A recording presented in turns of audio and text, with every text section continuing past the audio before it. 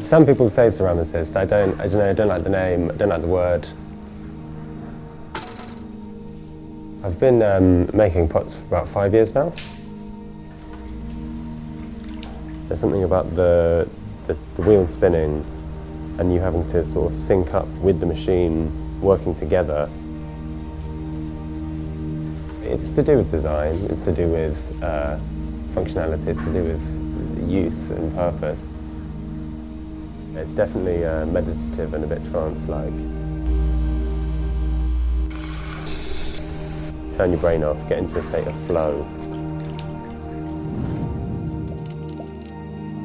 I wouldn't say I'm an artist, but I wouldn't say that that was a bad thing.